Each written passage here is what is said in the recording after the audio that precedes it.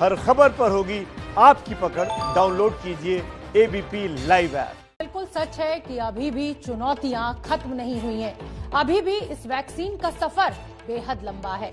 जबकि फाइजर को लेकर खबर यह है कि अमेरिका में अगले महीने से उसका टीकाकरण हो सकता है।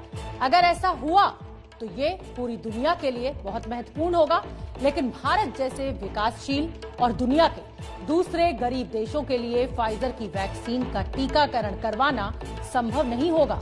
यह हम आपको पहले ही बता चुके हैं और इसीलिए दुनिया के ज्यादातर देशों की उम्मीदें ऑक्सफोर्ड की वैक्सीन पर टिकी हुई हैं और ऑक्सफोर्ड की उम्मीदें टिकी हैं भारत के सीरम इंस्टीट्यूट ऑफ इंडिया पर।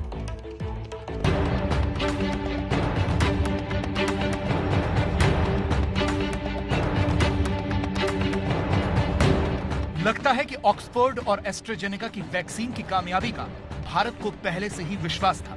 इसीलिए भारत ने ऑक्सफोर्ड एस्ट्राजेनेका की वैक्सीन की 50 करोड़ डोज का एडवांस ऑर्डर दिया हुआ है।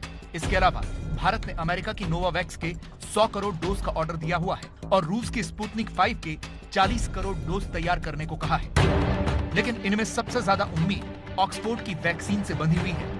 ब्रिटेन ने भी अपने देश की वैक्सीन के 10 करोड़ टीकों का एडवांस ऑर्डर दे दिया है। लेकिन वैक्सीन बन जाने के बाद भी चुनौती खत्म नहीं होगी। The next challenge is going to be to get enough people immunized fast enough to have an impact on the virus. And that does take time. I mean, it simply takes time to manufacture, to get the vaccines distributed, and then to get them into people's arms.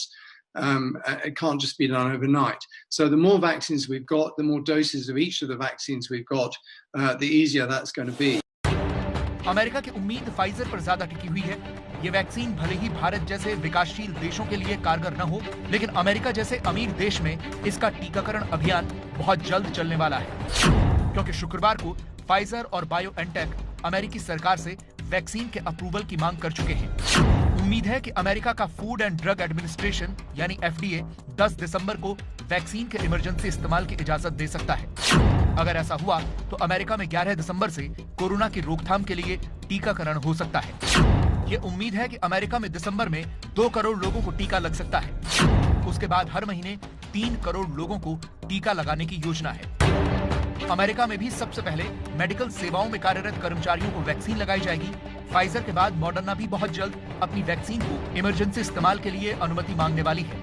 Herd immunity के लिए America की 70% जनसंख्या को vaccine देनी होगी। विशेषज्ञों को उम्मीद है कि अगले साल मई तक अमेरिका में यह स्थिति होगी, यानी हर्ड इम्यूनिटी बन जाएगी।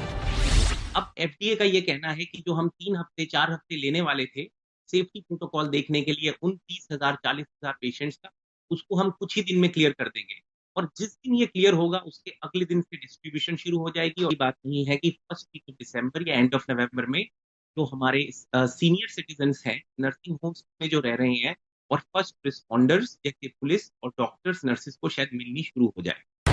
अगर ऐसा हुआ तो अमेरिका के लिए बहुत बड़ी खुशखबरी होगी, क्योंकि पूरी दुनिया में अमेरिका ही कोरोना से सबसे ज्यादा प्रभावित है। अमेरिका में कोरोना के 1,22,49,528 केस हैं और 2,56,800 लोगों की मौत हो चुकी है।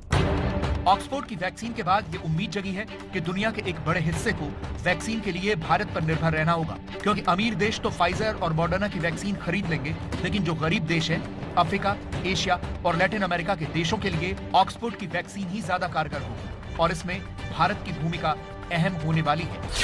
क्योंकि ऑक्सफोर्ड भारत में सीरम इंस्टीट्यूट के साथ मिलकर अपनी वैक्सीन बना रहा है। सीरम इंस्टीट्यूट ऑफ इंडिया दुनिया में वैक्सीन का सबसे बड़ा निर्माता है। सीरम इंस्टीट्यूट कम दाम में अच्छी क्वालिटी की वैक्सीन बनाता है। दुनिया के 170 देशों में सीरम इंस्टीट्यूट की वैक्सीन सप्लाई होती है।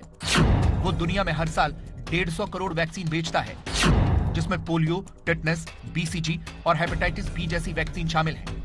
एक अनुमान है कि दुनिया के 65% बच्चों ने सीरम इंस्टीट्यूट का कोई एक टीका जरूर लगाया है। कोरोना की वैक्सीन चाहे जो भी कंपनी बनाए, अगर उसे पूरी दुनिया को सप्लाई करनी होगी तो सीरम इंस्टीट्यूट से बेहतर विकल्प कोई दूसरा नहीं है।